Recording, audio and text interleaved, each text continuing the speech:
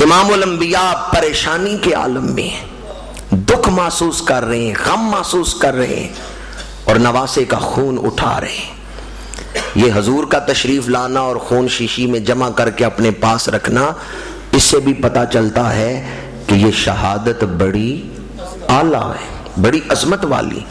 اب بھی اگر کوئی کہے کہ اس کا دین سے تعلق نہیں، اب بھی اگر کوئی کہے کہ اس واقعہ کا دین سے تعلق نہیں، اس سے بڑا کوئی بدبخت ہوگا۔ امام عالی مقام کہ صبر کے حوالے سے میں عرض کر رہا تھا کہ امام نے قرآن مجید ہاتھ میں لے کے دعا فرمائی اور اس میں اللہ سے صبر مانگا، پروردگار مجھے صبر عطا فرما، میرے رفقا کو صبر عطا فرما۔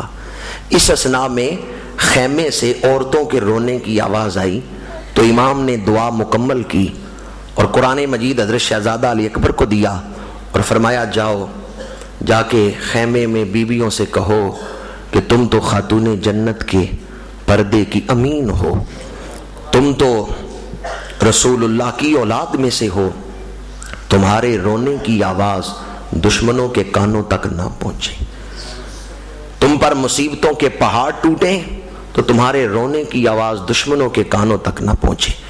امام نے صبر کی وصیت کی۔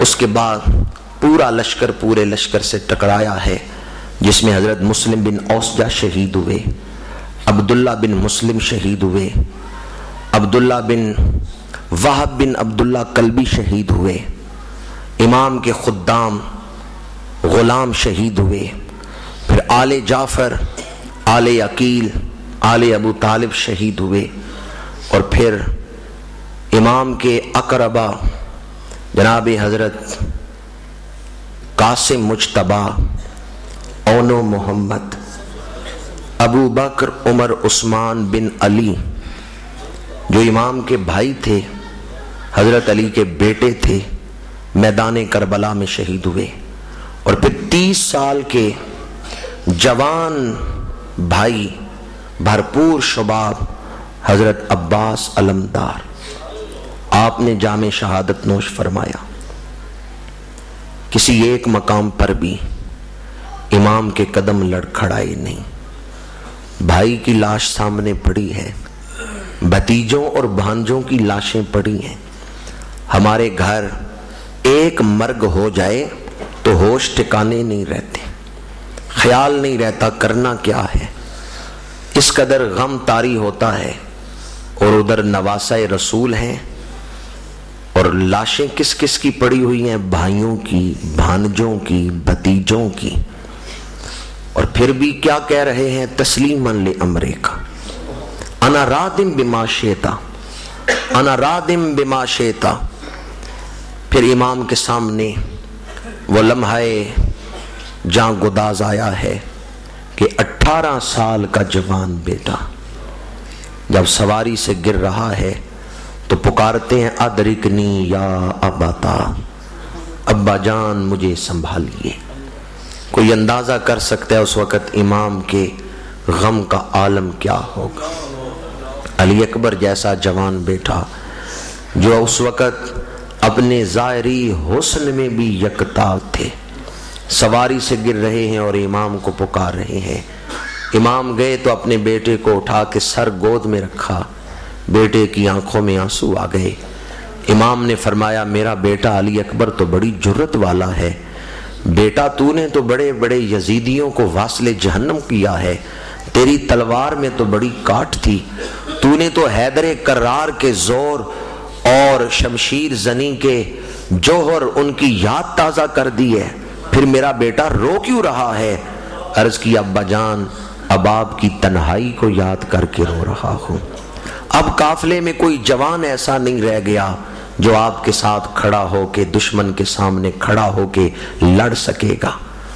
چچا بھی چلے گئے، قاسم بھی چلے گئے، باقی اعزاء و اقربا بھی شہید ہو گئے، اب قافلے میں کوئی ایسا نہیں رہ گیا کہ جو آپ کے ساتھ کھڑا ہو سکے گا۔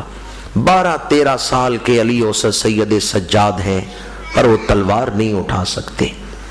امام عالی مقام کی اس تنہائی کا کوئی تصور کرے तो कलेजा मुंह को आता है।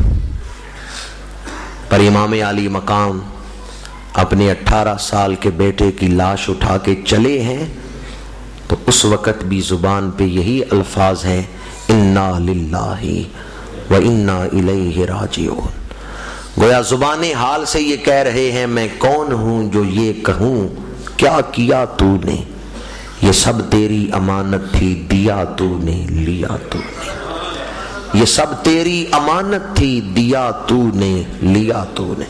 बाकी लाशें आप उठाते थे तो दोनों हाथों पे बाजुओं पे उठा लेते थे, लेकिन अली अकबर को उठाने का वक्त आया, जवान बेटे को उठाने का वक्त आया तो सर कांधे पे रखा, सीना छाती से लगाया और यूं कलावे में लेके बेटे को लेके चले हैं कि पैर लटक रहे हैं। खैमों से बीबी पाक पूरे पर्दे के इत्माम के साथ निकली और सदा दी, भाई ठहर जाओ, जवान बेटों की लाशें उठाना बड़ा मुश्किल होता है। इमाम पुकारे, ज़ैनब तुम तो नाइबतुज़ ज़हरा हो, तुम ना खैमे से निकलना, तुम्हारा बूढ़ा भाई जवान बेटे की लाश उठा सकता है। फिर चश्मे फलक ने यह मंजर देखा है कि 56 साल की उम्र में 18 साल के जवान बेटे की लाश उठाई और जब शहीदों के साथ लाके आपके जिस्म मुबारक को रखा है तो मौरखीन ने एक फ़र्क बयान किया है।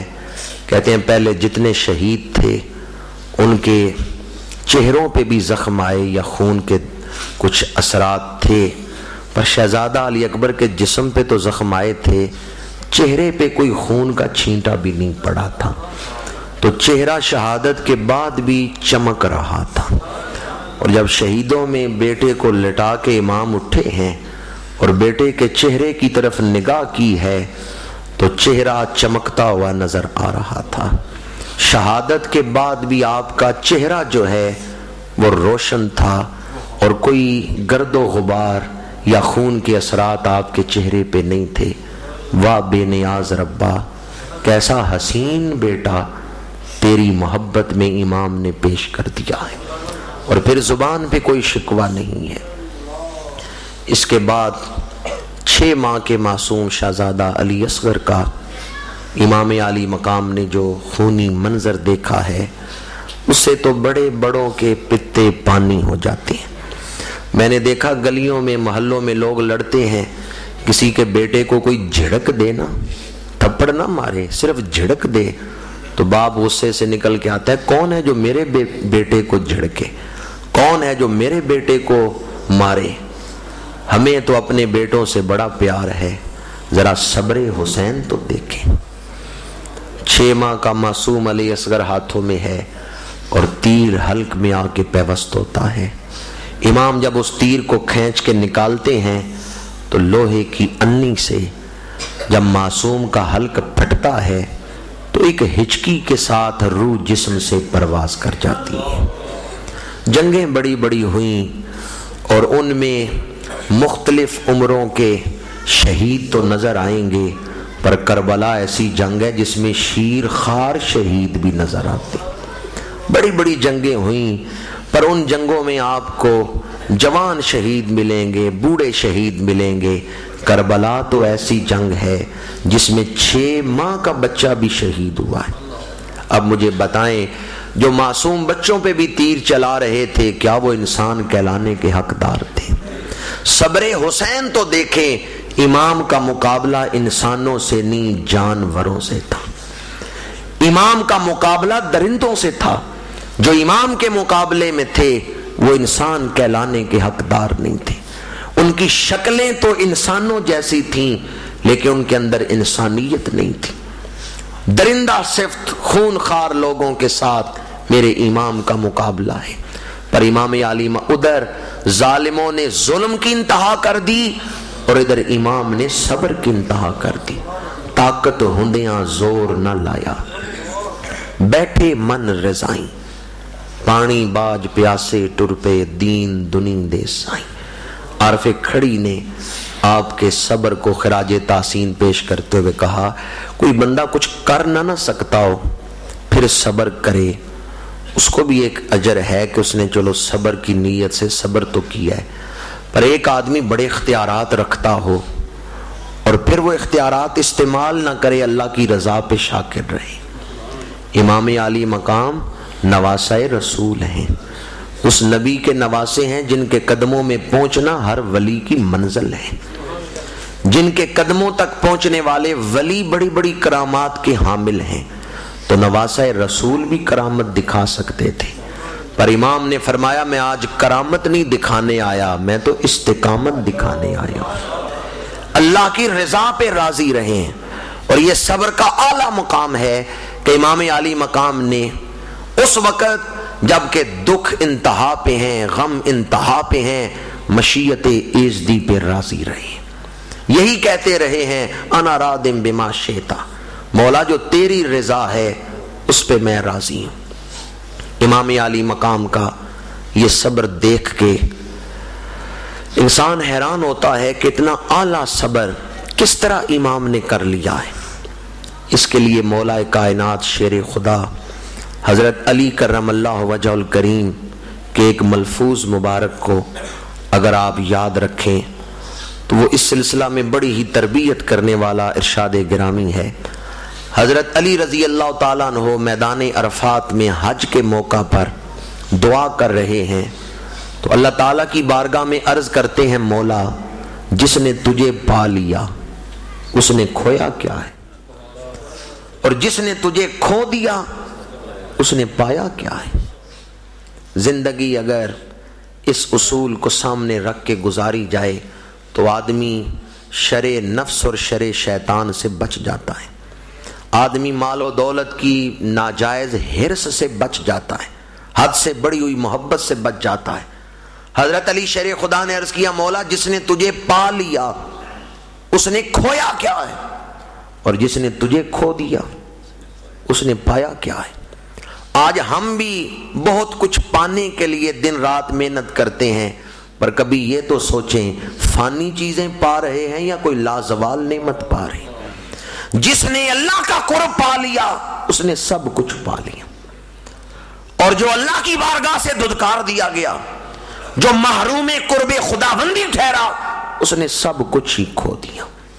امام عالی مقام یہ صبر کی منزلیں طے کر رہے تھے، اور اللہ فرماتے ہیں ان اللہ مع الصابرین، اللہ صابروں کے۔ بڑی آپ کی توجہ چاہوں گا، ایک ہے مطلقاً صبر، ایک ہے صبر کی منزلیں۔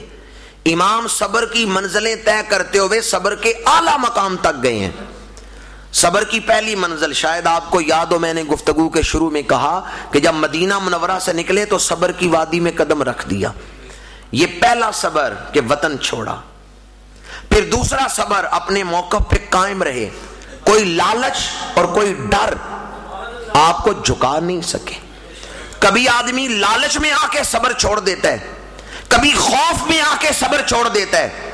فرعون نے جادوگروں سے کہا جب انہوں نے حضرت موسیٰ کا کلمہ پڑھ لیا، فرعون نے کہا موسیٰ کا کلمہ چھوڑ دو ورنہ میں تمہارے ہاتھ اور پیر کٹوا دوں گا۔